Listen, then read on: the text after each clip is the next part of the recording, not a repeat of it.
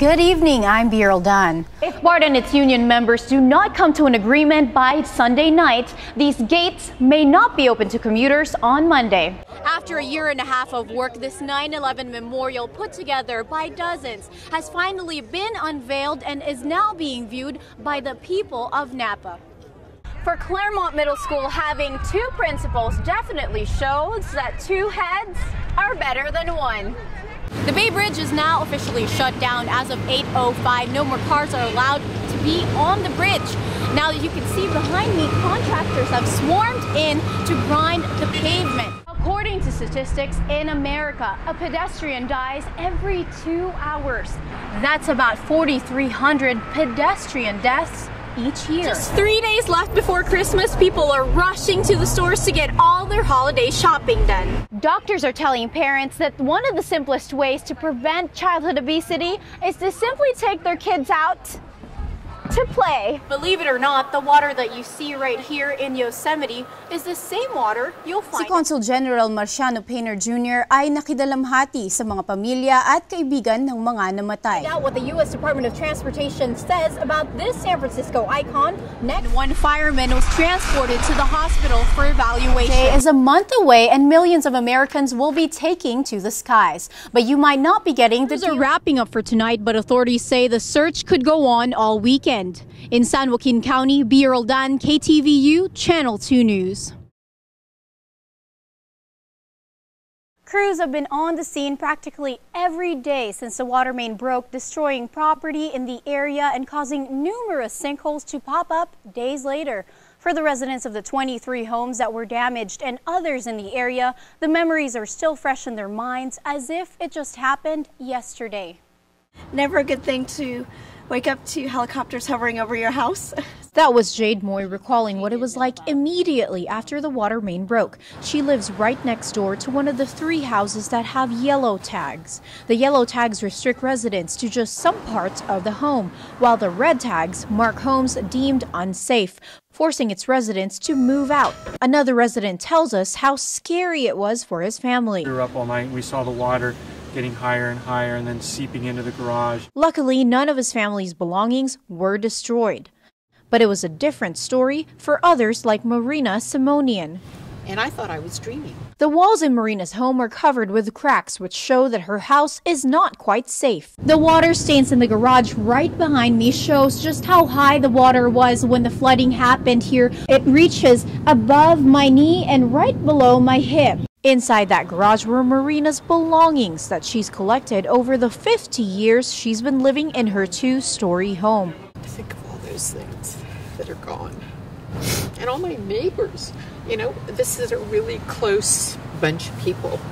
And 3 of the families had to move out. We were told that the city is replacing the old pipes under the area to prevent a repeat of what happened. It's going to get better.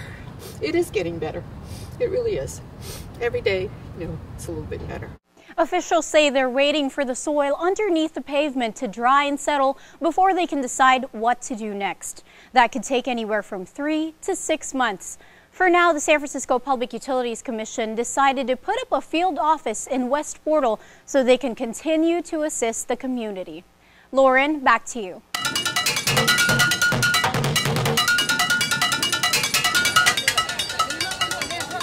Hi there, my name is Larry Hunt, the Bucket Man of San Francisco.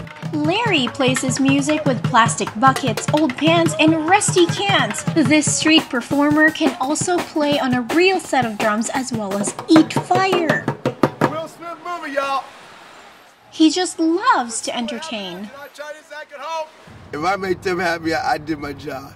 As a child, his father disciplined him by telling him to play his drums rather than go to his room.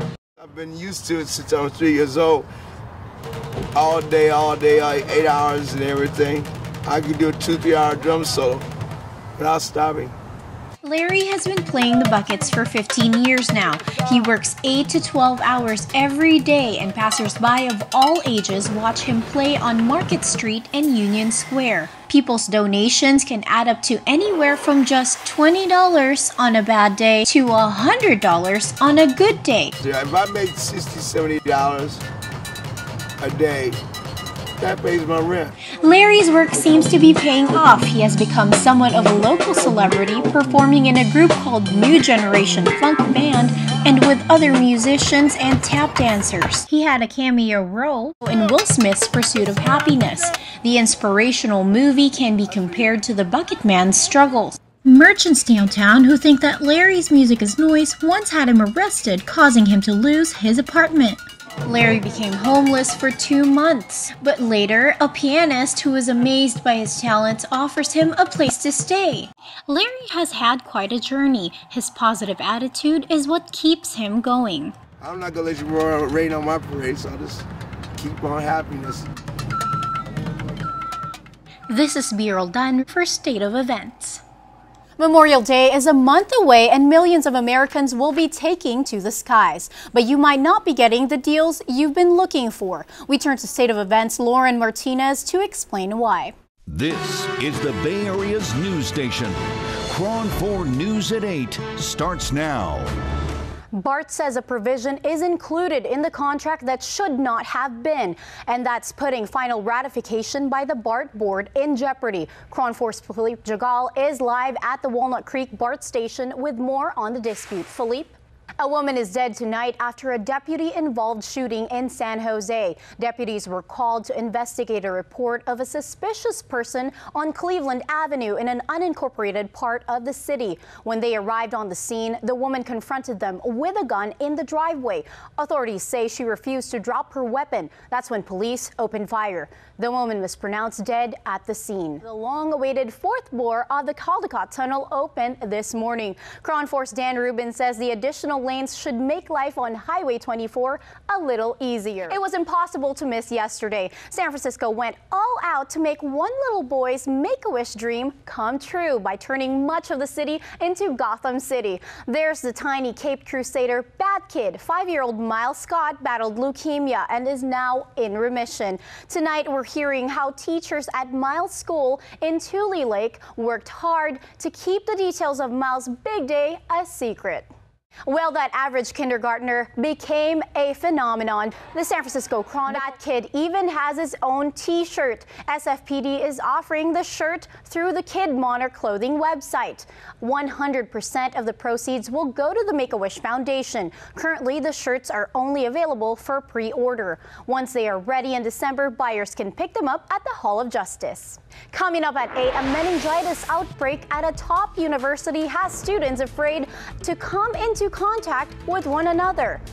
Residents of a Texas town evacuated due to a pipeline explosion, finally returning to home. Plus, we'll take you to Richmond where they want to make every day Thanksgiving.